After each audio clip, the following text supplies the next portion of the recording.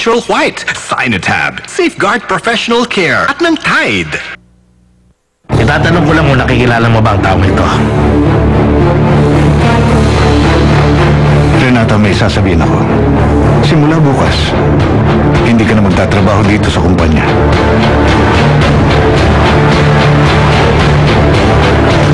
Okay lang yun. Magaling ka naman sa paggawa ng mga ganyan eh. Maganda Wala pa rin yung yan kahit kulay-pula. walang kulay-pula. Kaya walang problema yun. Wala na nawawala. Wala nang nawawala. Bakit nandito ka? Eh, ikaw, ano ginagawa mo dito? Lautaro! Lautaro! Lautaro! Lautaro!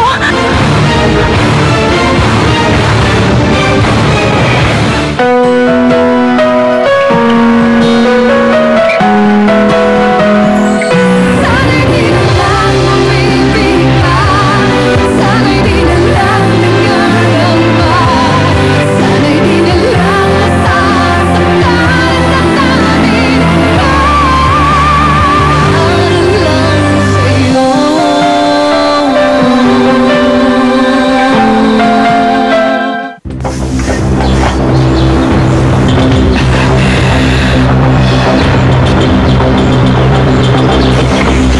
Lautaro, iyo. Nagkaad, nagtugusugan ko. Diyos ko, Diyos ko.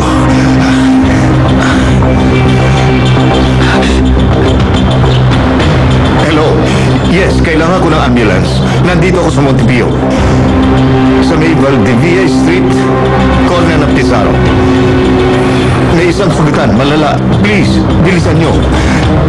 Thank you. Yes, yes, thank you. Sandali ko sa hospital. Oo, parating na ambulance. Tulungan mo ako, Dad.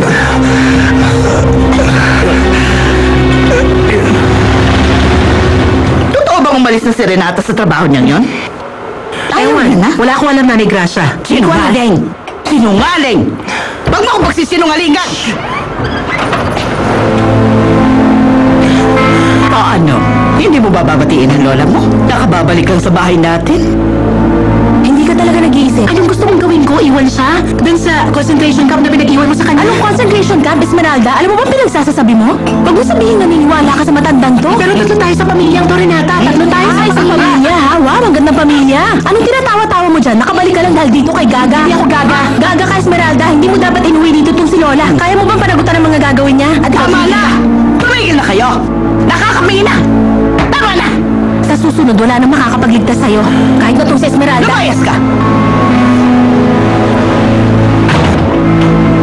Napakasungit yan talaga!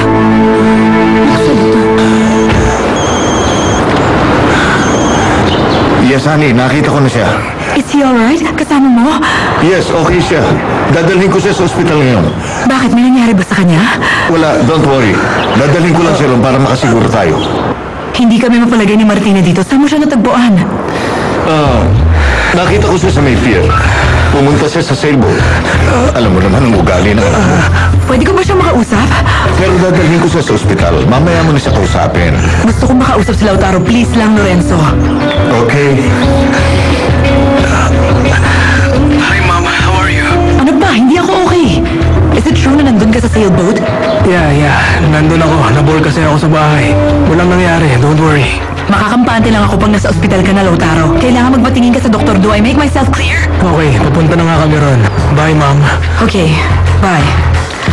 No, I won't be happy until he gets to the hospital. Loko siya, Esme. Talagang loko-loko na siya. Pumunta siya rito ng ganun ang kondisyon niya. Oo, pero alam mo ba na kung sakaling biglang bumuka ang mga tahi ng sugat niya, may infection na pwede ikamatay niya.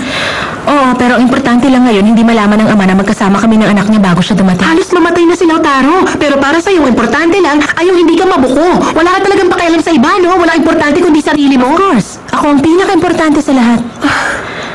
Joke lang yun, no? Pero ano nga kaya kung malaman ni Lorenzo na magkasama kami ni Lautaro? Dinitedma na nga niya ako ngayon. Ano pa kaya kung... Dito niya natagpuan si Lautaro sa Montepio. Iba yun, Esme. Iba yung natagpuan niya si Lautaro sa Montepio na naghahanap sa akin at iba namang kaso yung natagpuan niya si Lautaro na ako mismo ang kasama. Pero hindi na yun mahalaga. Wala ka na magagawa ngayon, di ba? Pangit eh. Kung nagtatrabaho pa sana ako ngayon, marami akong pwedeng gawin. Tumawag ka sa ospital. Ha? Tawagan niya yung ospital. Ayoko rin nata. Ayoko, hindi ko gagawin yun. Ano bang masama doon? Magtatanong ka lang sa naka-duty. Kilala mo silang lahat. Renata, hindi ka pa pwedeng gawin. Renata! Ay, naku, para ka na rin lola mo. Ang tigas ng ulo mo. Magiging pampirata na rin yung isang mata mo. Para kang batang hindi nag-iisip tapos gusto mong pagtiwalaan kita sa trabaho. Huwag niyo isali dito ang trabaho. Iba naman yun sa personal kong buhay. Talaga, ano itong ginawa mo? Bumiyahe ka sa Montepio. Wala kang pakialam kung bumukha ang sugat mo. Kalukuhan to. Para kang 10 years old pa lang. Hindi ako 10 years old at huwag niyo akong kausapin para akong bata. Matanda na ako. Kung ganun kumilos ka na parang matanda at bigyan mo ako ngayon ng explanation kung bakit mo ito ginawa. Ayoko sabihin sa inyo yung secrets ko. Hindi mo na kailangan maglihim. Alam ko nakatira si Renata sa Montepio. Obvious na siya ang pinuntahan mo. Yeah. Mapilit ka? You want to talk? Sige, pinuntahan ko siya para kamustahin ang lagay niya after niya siya i-fire. Hindi ko siya pinayal. Eh, anong nangyari? Siya mismo ang nag-quit. Kailangan niya raw ng trabahong malapit sa kanila para maalagaan niya ang lola niya. Talaga? So overnight lang siya nakapag-isip na malayo pala ang trabaho niya. Dad, alam kong meron kayong hindi sinasabi sa akin. Huwag na kayong Wala akong masinungaling. itinatago. Ano bang iniisip mo? Anong gusto mo sabihin? Ewan ko, Dad, pero ang tanda ko kasi nung hinire niyo siya, protective kayo sa kanya. Pero ngayon, Now what? nagbago kayo sa kanya, naging different. At alam kong dahil yun sa sinabi ko sa inyo. Hinire niyo siya nang dahil sa akin. Lautaro, I just want the best for you. The best? Eh di inamin niyo kaya niyo siya finire dahil sa akin. I trusted you! Alam mo, Lautaro, kung malayo siya sa'yo, hindi ka maguguluhan o malilito. Hindi mo kasi alam kung mahal mo na ba talaga siya o gusto mo lang siya. No, Dad, no. Mali kayo. Maling-mali.